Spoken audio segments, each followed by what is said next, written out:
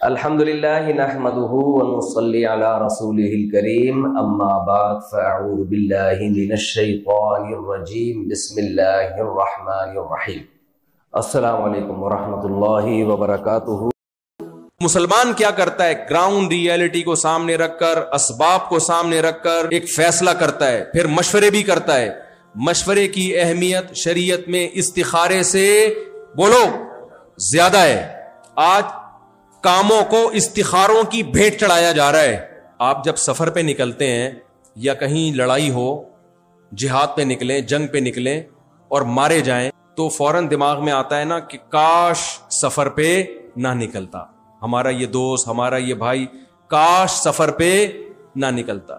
بچے اسکول کی وین میں بیٹھتے ہیں، اللہ نہ کرے ایکسیڈنٹ ہوتا ہے، بسیں کھائیوں میں گرتی ہیں، ماں باپ کہتے ہیں آج میرا بچہ کہہ رہا تھا امی چھٹی کرنی ہے، کاش میں بچے کو بس میں بولو نہ بھیج۔ آپ نے ایک ڈاکٹر سے علاج کرایا، لوگ کہہ رہے ہیں یہ نہیں وہ والے ڈاکٹر سے، آپ نے کہا نہیں یہی ٹھیک ہے، علاج کرایا، بندہ مر گیا، آپ کہتے ہو کاش اس ڈاکٹر سے علاج بولتے کیوں نہیں بھائی نہ کراتا۔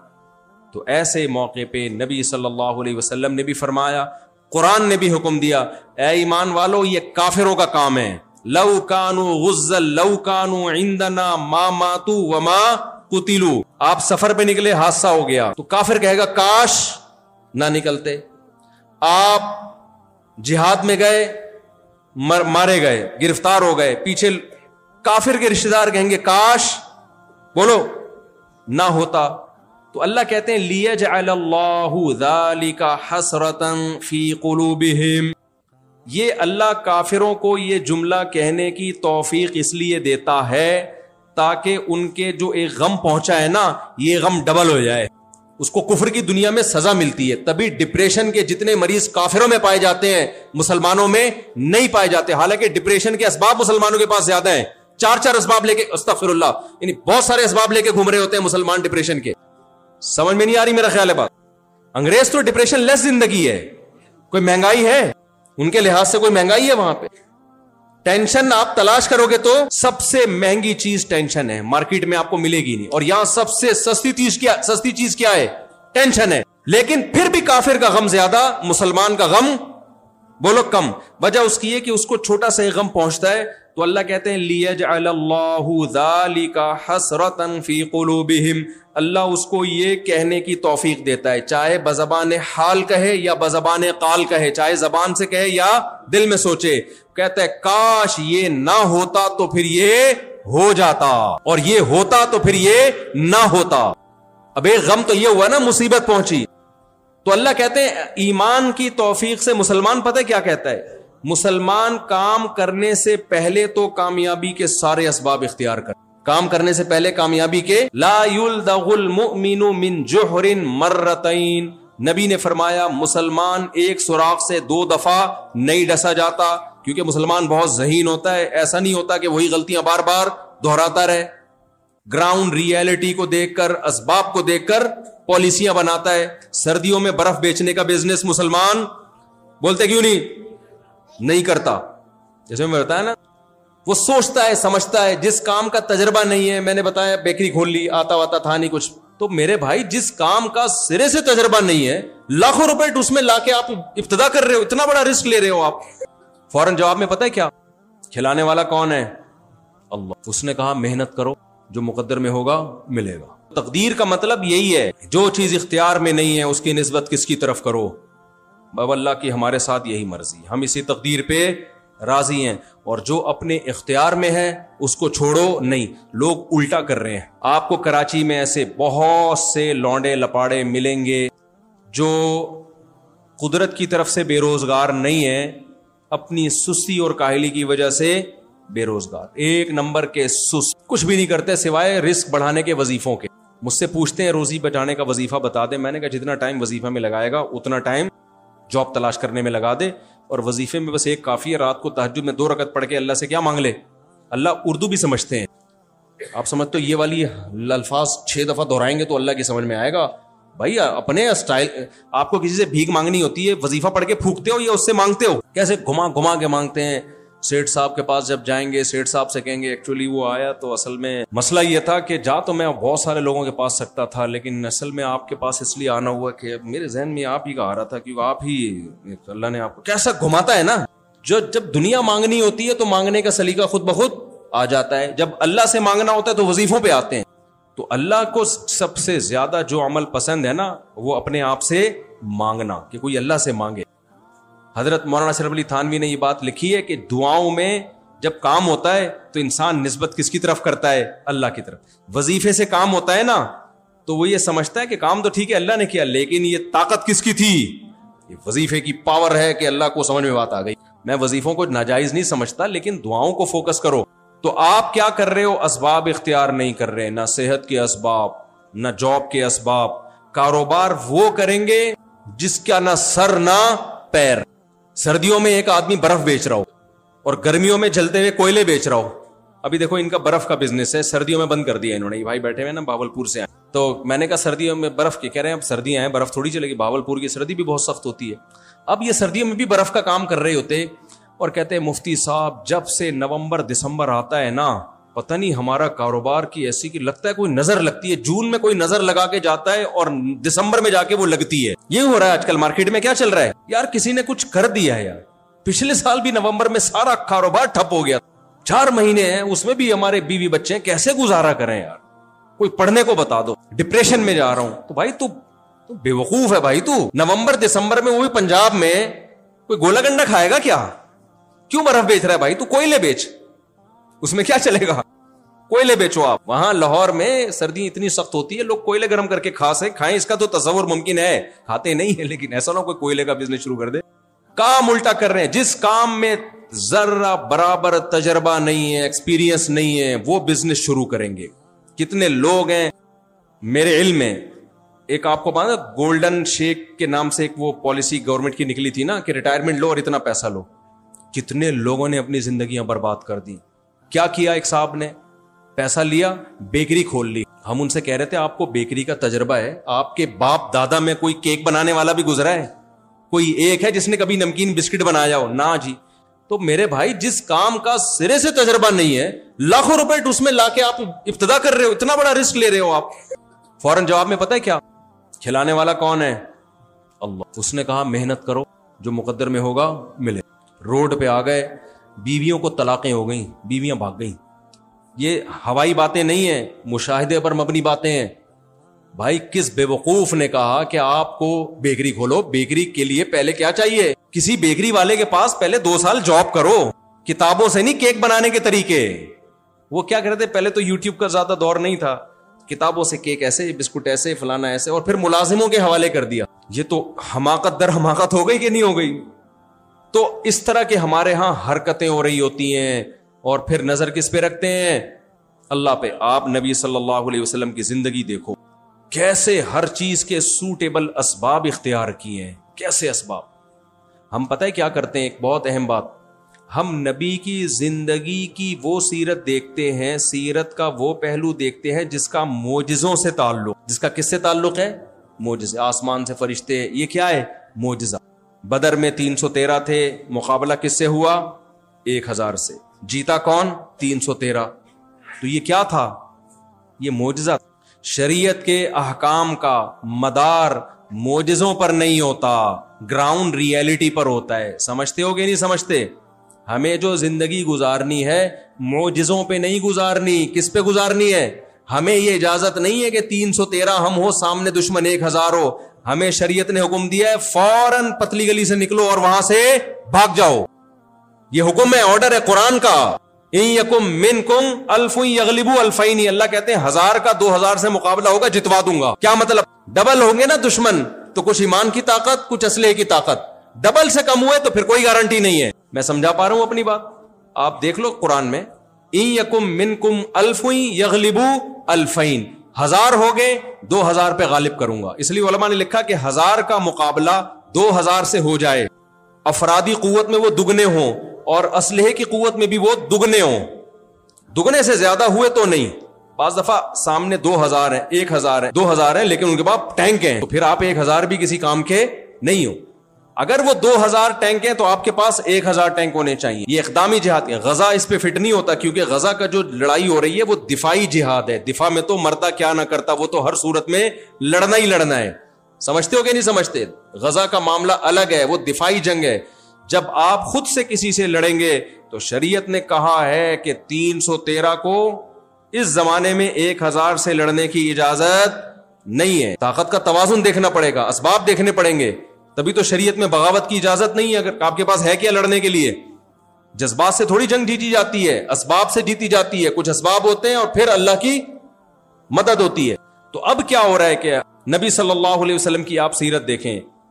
غزوہ بدر میں بھی ہوا یہ ہے کہ نبی صلی اللہ علیہ وسلم کا لڑائی کا ارادہ نہیں تھا, ورنہ 313 کو 1000 سے لڑنے نہ لے کے جاتے آپ صلی اللہ علیہ وسلم. نبی صلی اللہ علیہ وسلم کا ارادہ تو ایک تجارتی قافلہ جا رہا تھا, اس پہ حملہ کرنا تھا. اس کے لیے وہ 313 کا عدد ٹھیک تھا, وہ تو اللہ نے لڑوا دیا تاکہ اسلام کا ایک معجزہ ظاہر ہو اور اسلام کی طاقت ظاہر ہو. اللہ یہ بتائیں کہ اس جنگ میں اللہ کس کے ساتھ ہے؟ مسلمانوں کے ساتھ ہے. یہ ایسا ہی ہے جیسے بغیر باپ کے اللہ نے عیسیٰ ابن مریم کو پیدا کر دیا تاکہ پتہ چلے کہ میں بغیر باپ کے بھی پیدا کر سکتا ہوں. باپ نے کہا لو بھائی اللہ کی طاقت ہے, اللہ بغیر باپ کے پیدا کر سکتا ہے, تو جو بغیر باپ کے پیدا کر سکتا ہے وہ ماں کے بغیر بھی پیدا کر سکتا ہے. لہذا اے اللہ میں شادی نہیں کروں گا, مجھے ویسے ہی اولاد دے. تو یہ حماقت کی بات ہوگی کہ نہیں ہوگی؟ بھائی معجزے اور کرامتوں پہ حکم کا شریعت کا مدار نہیں ہوتا. شریعت آپ کو کہتی ہے گراؤنڈ ریئلٹی کو سامنے رکھ کے فیصلہ کرو. اسی میں لوگوں کی کچھ غفلتیں اور بتا دوں میں. آج بیان تھوڑا کھچڑی پک گئی ہے لیکن چلو پارسل کرتے ہیں جو بات ذہن میں آ رہی ہے اچھی. دیکھو اسی میں غفلت ہے. میں بہت دفعہ لوگوں کو بتاتا ہوں, بیٹی کی شادی ہو گئی, داماد 2 نمبر نکلا. داماد کیا نکلا؟ نشئی نکلا, مارتا پیٹتا ہے, جنگلی نکلا. اب آپ اس کو ٹھیک ہونے کے لیے ایک ٹائم دے دیں کہ بیٹا تمہارے پاس ٹھیک ہونے کے لیے اتنے دن ہیں. لوگ کیا کرتے ہیں 10 سال 15 سال. ایسے ہی ایک صاحب نے کیا, ان کی بیٹی کا شوہر نشہ کرتا ہے, شراب پیتا ہے, مارتا ہے, پیٹتا ہے. تو کہتے ہیں میں نے 25 سے 30 سال لگا دیے اس امید پر کہ دل کس کے ہاتھ میں ہے؟ بولو اللہ ٹھیک کرے گا. اللہ کے لیے کچھ بھی مشکل نہیں ہے. میں نے کہا واقعتاً اللہ کے لیے مشکل نہیں ہے. وہ چاہے تو آپ کے داماد کو ٹھیک کر دیتا, لیکن اللہ نے کہاں لکھا ہے, کہاں کہا ہے کہ میں اس کو ٹھیک کروں گا کمبخت کو؟ کہیں اللہ نے کہا ہے؟ اللہ نے وعدہ کیا ہوتا نا تو محنت کرتے رہو تو میں ٹھیک کر دوں گا. بھائی ٹھیک کرنا اللہ کے ہاتھ میں ہے. تو یہ اس کی دلیل ہے کہ اب اس کو ہٹا لو, آپ طلاق لے لو, کیونکہ ہمارے ہاتھ میں نہیں ہے. تو جو کام اللہ کے ہاتھ میں ہے تو ہمیں کیا پتا اللہ وہ کرے گا کہ نہیں کرے گا. سمجھ میں نہیں آ رہی میرا خیال ہے بات. تو ہم تو گراؤنڈ ریئلٹی کو دیکھ کے فیصلہ کریں گے. بھائی 2 سال ٹھیک ہونے کے لیے بہت ہوتے ہیں, ٹھیک ہو گیا صحیح ہے, نہیں تو خلا لیا جائے گا, اس سے علیحدگی لی جائے گی. تو ان کی بچی دماغی توازن کھو بیٹھی تھی, پھر آئے تھے مشورہ لینے کے لیے کہ اللہ ٹھیک کرے گا کہ نہیں کرے گا. آپ کی کیا خیال ہے؟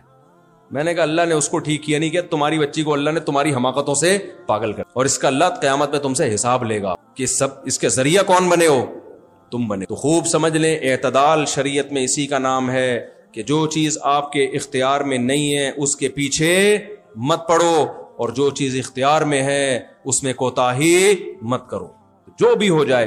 قرآن کے الفاظ دیکھو, یا ایھا الذین آمنوا لا تکونوا کالذین کفروا وقالوا لاخوانہم اذا ضربوا فی الارض او کانوا غزا لو کانوا عندنا ما ماتوا وما قتلوا.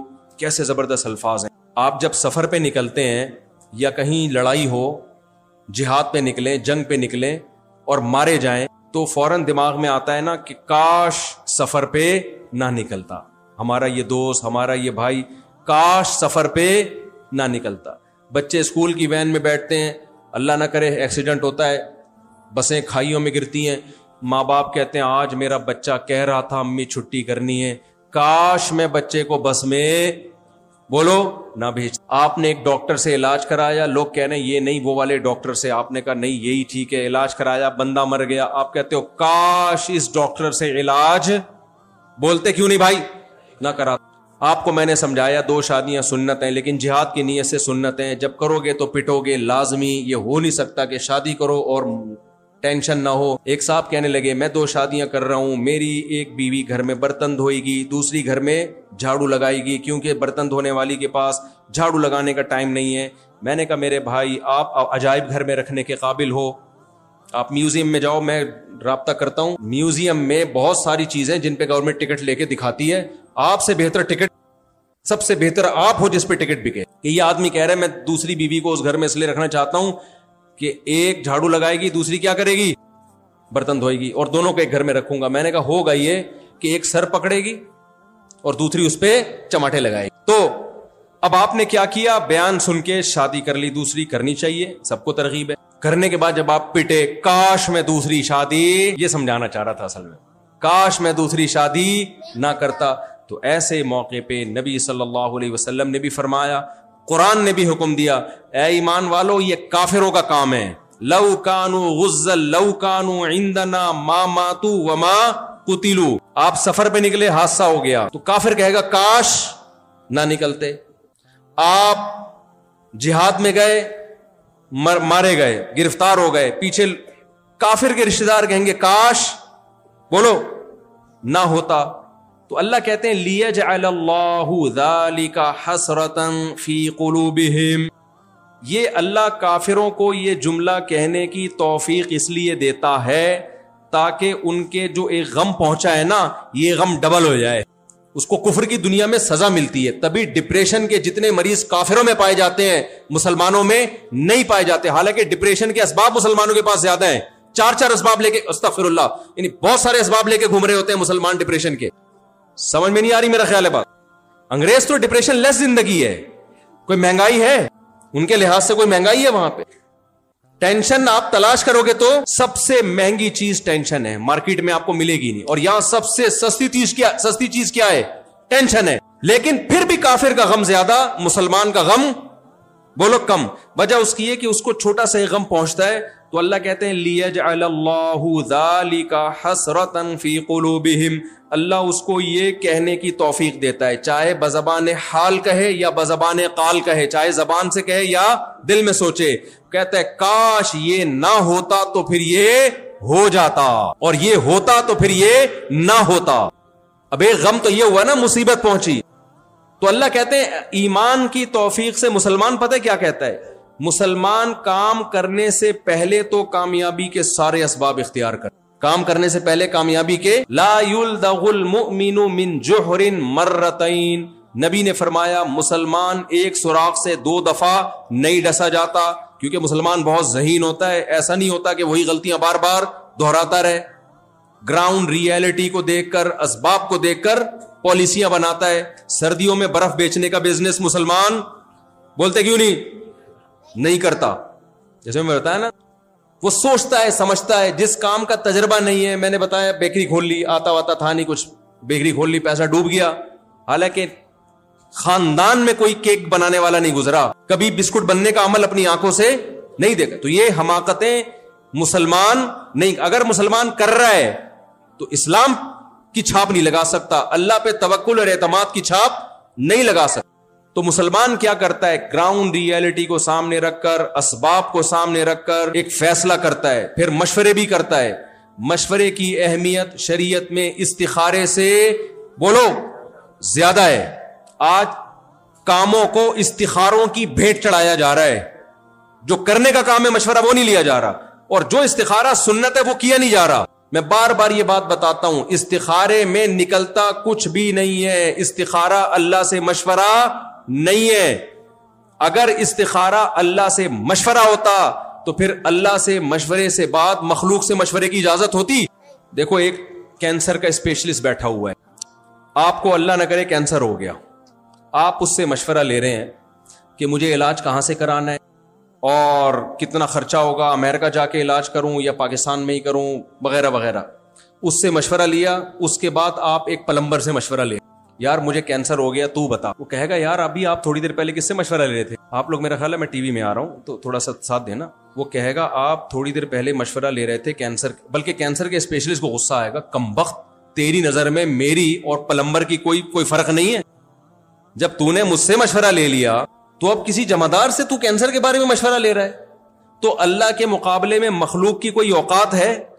تو اگر استخارہ اللہ سے مشورہ ہے اور اللہ خواب میں آ کے آپ کو بتائے گا کہ کرو یا نہیں کرو, ریڈ کا مطلب نہیں کرو, گرین کا مطلب کر لو, کالے کا مطلب مت کرو اور وائٹ کا مطلب کر لو, لوگوں نے یہ بنائی ہوئی باتیں. تو پھر قرآن میں پبلک سے مشورے کی اجازت یا حکم ہوتا؟ قرآن میں سورہ شورا نازل ہوتی جس کا نام ہی مشورہ ہے. قرآن میں یہ ہوتا وَأَمْرُهُمْ ذُو شُورَى بَيْنَهُمْ، ان کے اہم معاملات مشورے سے طے ہوتے ہیں، یہ ہوتا قرآن میں. تو اس سے صاف پتہ چلتا ہے استخارہ مشورہ بولو نہیں ہے. جب مشورہ نہیں ہے تو جب ہم کسی سے مشورہ لیتے ہیں تو سامنے والا اپنی رائے دیتا ہے، جب مشورہ نہیں لیتے تو رائے دیتا ہے پھر وہ، بلکہ ہم اس کو ڈانٹ دیتے ہیں کہ میں نے آپ سے پوچھا. ایک بھکاری کے پاس نا ایک خاتون کے پاس ایک بھکاری آیا، ہٹا کٹا تھا، اللہ کے نام پہ کچھ دے دو. اس نے کہا شرم نہیں آتی اتنے ہٹے کٹے ہو کے بھیک مانگتے ہو؟ اس نے کہا میں بھیک مانگ رہا ہوں، مشورہ نہیں مانگ رہا آپ سے، جو مانگ رہا ہوں وہ دے سکتی ہیں تو دیں، باقی چیزیں جو نہیں مانگی ہیں وہ دینے کی بالکل ضرورت. بولو ہم مجلس میں بیٹھے ہوں، کوئی بات کر رہے ہوں، بیچ میں کوئی مشورہ دے، ہم کیا ہے، ہم کہتے ہیں نا بھائی صاحب میں نے آپ سے مشورہ مانگا، کیا خیال ہے بھائی؟ تو اگر اللہ سے یہ مشورہ ہوتا تو اللہ جواب دیتا، اور جب اللہ جواب دیتا تو مخلوق سے مشورے کی اجازت نہیں ہوتی. تو استخارہ پھر ہے کیا بھائی؟ بھائی استخارہ ہے اللہ سے خیر طلب کرنا، اللہ سے دعا مانگنا. اللہم ان کنت تعلم، اے اللہ اگر تو یہ جانتا ہے کہ یہ عمل تیرے لیے میرے علم میں بہتر ہے تو مقدر کر دے اور اس میں برکت دے دے، بہتر نہیں ہے تو مقدر نہ کر، ہٹا دے اس کو یہاں سے. اب کرنا کیا ہے استخارے کے بعد؟ جب اشارہ کی کوئی حیثیت نہیں ہے تو کرنا کیا ہے؟ جو استخارے سے پہلے کرنا ہے وہی استخارے کے نہیں آئی بات کر. اس کی مثال ایسے ہے، کیونکہ استخارہ دعا ہے نا، تو آپ کوئی کینسر کی، اللہ نے ویسے کوئی ہلکی مثال لے لیتا ہوں، کینسر کی تھوڑی گاڑی ہو گئی ہے، آپ کے سر پہ بال نہیں اگ رہے، آپ چاہتے ہو کہ میرے سر پہ بال اگیں، تو ہیئر ٹرانسپلانٹیشن والوں کے پاس جاؤ گے نا، آپ ان سے مشورہ لوگے کہ تیل لگا کے قدرتی طریقے سے اگائے جائیں یا ٹریکٹر چلا کے کھاد ڈال کے یہاں کی فصل یہاں لگائی جائے. یہی دو طریقے اس وقت دنیا میں چل رہے ہیں. اور پھر کس ڈاکٹر سے علاج کیا جائے. تو آپ نے، میں بات ہی دماغ سے نکل گئی میری جو میں مثال دینا چاہ رہا تھا، یہ کینسر ہی کی ٹھیک تھی یار. ایک سگریٹ کے ڈبے پہ لکھا ہوا، سگریٹ کے ڈبے پہ لکھا ہوا ہوتا ہے نا، خبردار سگریٹ کینسر کے لیے نقصان دہ. ایک آدمی دکان پہ گیا، اس نے سگریٹ خریدی، اس پہ لکھا ہوا تھا خبردار سگریٹ پینا مردانہ قوت کے لیے، مردانہ قوت کی کمزوری کا ذریعہ ہے. اس نے فوراً واپس کی بولا وہ کینسر والی دے دے. کون لوگوں کو کینسر قبول ہے، دوسری بیماری قبول، کہتا مر جائیں. تو میرے ذہن سے ہی وہ مثال نکل گئی جو میں دینا چاہ رہا تھا. ہاں آپ گئے ڈاکٹر کے پاس، ڈاکٹر نے آپ کو مشورہ دیا بھائی کینسر کا یہ علاج ہے، یہ علاج ہے، یہ علاج ہے. مولوی صاحب کے پاس گئے، مولوی صاحب نے کہا بھائی میں ڈاکٹر تو نہیں ہوں لیکن میں دعا کر دیتا ہوں. تو آپ مولوی صاحب سے پوچھو گے مولوی صاحب دعا کے بعد میں نے کیا کرنا ہے، تو مولوی صاحب کیا کہیں گے جو دعا سے پہلے کر رہے تھے. کیا خیال ہے بھائی؟ دعا سے پہلے جو کر رہے تھے کیا کر رہے تھے؟ کینسر کو دور کرنے کے دنیاوی اسباب اختیار کر رہے تھے. اور کینسر کو دور کرنے کا دنیاوی سبب کیا ہے؟ کینسر اسپیشلسٹ کے پاس جانا. تو وہی پہلے بھی تھا، دعا کے بعد بھی کیا ہوگا؟ وہی ہوگا. تو استخارہ بھی دعا ہے، استخارے سے پہلے بھی وہی کرنا ہے جو استخارے کے بعد کرنا ہے، کوئی نیا کام نہیں کرنا. پھر ایک سوال پیدا ہوتا ہے، پھر جب یہ دعا ہی ہے تو پھر دعا ہی ہو نا، یہ استخارے کی الگ سے کیا ہے کہ 2 رکعت پڑھ کے اس طریقے سے دعا مانگی جائے؟ بھائی ہے دعا ہی، لیکن اس کے الفاظ چونکہ نبی صلی اللہ علیہ وسلم نے اسپیشلی سکھائے ہیں اور اس کا طریقہ سکھایا ہے، تو پتا چلا کہ یہ عام دعاؤں سے اوپر کی دعا ہے. اس کی قبولیت کا امکان دوسری دعاؤں کی نسبت زیادہ نہیں بلکہ بہت زیادہ ہے. لیکن کرنا وہی ہے جو دعا سے پہلے، اور جو دعا کے بعد بھی وہی کرنا ہے جو دعا سے پہلے کرنا ہے. اب پہلے کیا کرنا ہے؟ کامیابی کے اسباب اختیار کرنے، اور کامیابی کے اسباب میں سب سے اہم ترین سبب ہے اس کام کے ماہرین سے مشورہ لینا. آپ کینسر کے پیشنٹ ہو تو کامیابی کا سبب یہ ہے کہ اس کام کے ماہرین جو کینسر اسپیشلسٹ ہیں ان سے مشورہ لیا جائے گا. 2 چیزیں، مشورہ بھی لیا جائے گا اور اس کے ماہر سے لیا جائے گا. کسی پلمبر سے مشورہ لینا تو بھی جتنے مرضی استخارے نکال دو برباد ہی ہو گئے آپ. بہت سے لوگ کہتے ہیں ہم نے تو 20 استخارے نکالے تھے پھر بھی ناکام ہو گئے. بھائی وجہ اس کی ہے کہ اس کام کے جو دنیاوی اسباب ہے نا کامیابی کے، وہ آپ نے اختیار نہیں کیے. کیونکہ دعائیں جب قبول ہوتی ہیں جب آپ دنیاوی اسباب بھی اختیار کرتے ہو. آپ ساری رات تہجد میں دعا مانگتے رہو، پوری رات رو رو کے گر گڑا کے مر جاؤ، آپ بے ہوش ہو جاؤ کہ اللہ مجھے روٹی کھلا دے، لیکن صبح آپ پراٹھا اپنے نوالے حلق میں نہیں اتارتے تو وہ خود بخود اڑ کے دعاؤں کی وجہ سے آپ کے حلق میں نہیں جائے گا. آپ کو روٹی تلاش کرنی پڑے گی، آٹا لانا پڑے گا، گوندنا پڑے گا، تندور میں ڈالنا پڑے گا، پھر نکالو گے، پھر اس کو لقمہ بنا بنا کے کھاؤ گے. تو ایسے ہی قرآن سے پتہ چلتا ہے کہ کامیابی کے ظاہری اسباب میں جو سب سے پاورفل سبب ہے وہ ہے اس فن کے ماہرین سے مشورہ.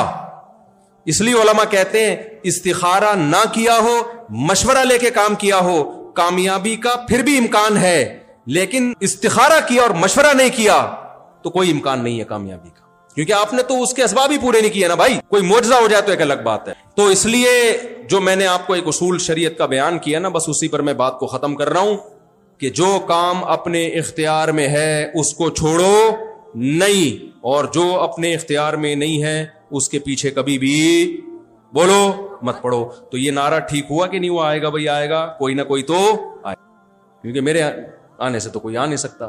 تو ہم نے یہ نعرہ لگایا ہے، اور یہ ہم نے بچپن میں اللہ معاف فرمائے ڈرامہ دیکھا تھا، اس میں یہ نعرہ، تو پورے میرے بیانات اس نعرے پہ ہوئے. مجھے ایسا سبق ملا نا اس نعرے سے، حالانکہ بچپن کا پڑوسیوں کے اللہ معاف فرمائے، تبھی میں اللہ معاف فرمائے اس لیے کہہ رہا ہوں کہ کوئی کلپ میں کہہ کے دیکھو ڈراموں کی باتیں کر رہے ہیں، تبھی تو کہہ رہا ہوں اللہ معاف فرمائے کہ ڈرامے دیکھنا ٹھیک نہیں ہے. تو بچپن میں کہیں جا کے دیکھ لیا تھا، اور اس زمانے کے ڈرامے بھی ایسے ہوتے تھے کہ خواتین ہیروئن کو جو ڈرامے کی جو ہوتی تھی نا اس کو دیکھ کے پردہ کر لیا کرتی. اچھا یہ میں بھی اعلان کرتا ہوں ایک منٹ. تو اس میں نا ایک دکھایا تھا کہ وہ بچے نعرہ لگا رہے ہیں الیکشن کے دنوں میں، آئے گا بھی آئے گا، کوئی نہ کوئی تو اس لیے اپنے دماغ کو بھائی صرف ایک طرف لگاؤ. نبی صلی اللہ علیہ وسلم نے فرمایا، بس یہ حدیث کا ترجمہ کر کے بیان ختم کرتا ہوں، من کانت الآخرۃ ہمہ جعل اللہ غناہ فی قلبہ وجمع لہ شملا واتتہ الدنیا وہی راغمہ. آپ صلی اللہ علیہ وسلم نے فرمایا جس نے اپنی فکر آخرت کو بنایا، دنیا میں وہی فکر لینی ہے جو آخرت سے جس کا لنک ہو. اب کمانے کی فکر آخرت کی فکر ہے، اصل میں کمانا کیا ہے؟ فرض ہے. تو اصل فکر کیا ہوگی؟ آخرت. تو آپ صلی اللہ علیہ وسلم نے فرمایا اللہ اس کی تمام فکروں کو سمیٹ دیتے ہیں ایک فکر میں. تو بتاؤ جس کی ایک فکر ہو، زیادہ فکریں ہو، وہ سکون میں ہوگا، یہ ایک فکر والا سکون میں ہو. تو اس کی فکروں کو وَجَمَعَ لَهُ شَمْلًا جَعَلَ اللَّهُ غِنَاهُ فِي قَلْبِهِ. دوسری بات، اللہ اس کے دل میں غنا پیدا کر دیتا ہے. غریب ترین ہو کے بھی وہ اپنے آپ کو کروڑ پتی سمجھ رہا ہوتا ہے، کیونکہ اب اس کی فکر دنیا رہی نہیں ہے. اور تیسری بات، أَتَتْهُ الدُّنْيَا وَهِيَ رَاغِمَةٌ، دنیا اس کے پاس آئے گی ناک رگڑتے ہوئے، ذلیل ہو کے. اور فرمایا من کانت الدنیا ہمہ، جس نے دنیا کو اپنی فکر بنا لیا، جعل اللہ فقرہ بین عینیہ، تو اللہ تعالیٰ فقر و فاقہ اس کے سامنے رکھ دیں گے. آج میں مشاہدہ کر رہا ہوں، کروڑوں روپے کا بزنس ہے، اربوں خربوں روپے کی فیکٹریوں کے مالک ہیں، میرے پاس آئے ہیں کہ ہمیں ڈپریشن ہے، ہمیں ڈر لگا رہتا ہے اس پہ آگ نہ لگ جائے، ڈر لگا رہتا ہے کوئی قبضہ نہ کر لے. میں کہتا ہوں بھائی اتنا پیسہ تمہارے پاس بینکوں میں ہے، یہ پوری بھی تباہ ہو جائے نا تو 7 نسلیں کھا سکتی ہیں. اور یہ وہ لوگ ہیں جو ٹوپیوں داڑھی والے، ان کی بات کر رہا ہوں. تو نبی نے فرمایا جس نے دنیا کو فکر بنا لیا تو یہ اس کی خوش فہمی ہے کہ دنیا آنے سے اس کا پیٹ بھر جائے گا، وہ خوش زندگی گزارے گا. فرمایا جعل اللہ فقرہ بین عینیہ، اللہ فقر و فاقہ اس کی نگاہوں کے بالکل سامنے. فقر و فاقہ آپ کا دشمن ہے، اور دشمن جب نگاہوں کے سامنے ہو تو کبھی سکون سے سو سکتا ہے آدمی؟ آپ کو ایک آدمی کے بارے میں ڈر ہے مجھے قتل کر دے گا، لیکن وہ رہتا ہے امریکہ میں رہتا ہے، ہوگا بھائی تھوڑا سا ہلکا ہلکا ڈر ہوتا ہے کبھی امریکہ سے آ کے مارنا، لیکن آپ کو پتا ہو کہ یہ بندہ قتل کر دے گا یا یہ قتل کر دے گا، اور یہ ہر وقت آپ کے کوئی گارڈ کے بارے میں کہہ کہ آپ کا گارڈ آپ کو مار دے گا اور گارڈز کو ہٹا بھی نہیں سکتے آپ. اب آپ سکون کے وظیفے پڑھ رہے ہو، یار مجھے سکون نہیں مل رہا، مفتی صاحب کو سکون کا. پھر عاملوں کے پاس گئے، عامل کہہ رہے بندش ہے، چڑیل ہے، جن ہے، بھوت ہے. بھائی صاحب آپ نے اپنا دشمن خود پالا ہوا ہے. تو نبی نے فرمایا جس نے دنیا سے محبت کی، دنیا کو اصل بنایا تھا اللہ نے ہمیں آخرت کے لیے، اس نے دنیا کو اصل ہدف بنا لیا، تو سب سے نقد جو سزا اس کو ملے گی نا، فقر و فاقہ.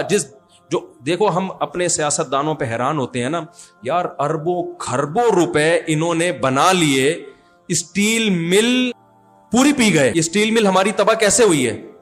کسی نے پی ہے نا یہ، یعنی ایک اسٹیل کا چمچ بھی نہیں چھوڑا اس میں. میں تو اسٹیل مل والوں سے ملا ہوں نا، ایک اسٹیل کا چمچ بھی بولو نہیں چھوڑا، کروڑ ارب پتی بن گئے. تو کیا چین سے بیٹھ گئے وہ؟ اب سکون سے سوتے ہیں کہ ہم نے بہت بنا لیا؟ نہ، اس کو ڈبل کیسے کیا جائے؟ تو نبی صلی اللہ علیہ وسلم نے فرمایا جعل اللہ فقرہ بین عینیہ، اللہ فقر و فاقہ اس کی نگاہوں کے سامنے ایسے گھومتا رہے گا. وہی ہے فیکٹریوں کا مالک، ہر وقت ڈر آگ نہ لگ جائے، یہ نہ ہو جائے، وہ نہ ہو جائے. فرمایا جعل اللہ فقرہ بین عینیہ وفرق علیہ شملا، اس کی فکروں کو اللہ بکھیر دے گا. جیسے موتی کے دانے بکھر جاتے ہیں نا، ایک ٹینشن نہیں ہوگی، صرف اس کی نہیں ہوگی کہ فیکٹری کو آگ نہ لگ جائے، یار میرے کہیں گردے خراب نہ ہو جائیں، اس کو کینسر ہو گیا اگلا نمبر کہیں میرا نہ ہو. آج اپنے دوست کو میں قبر میں اتار کے آیا، ایسا نہ ہو کہ کل کس کا نمبر ہو؟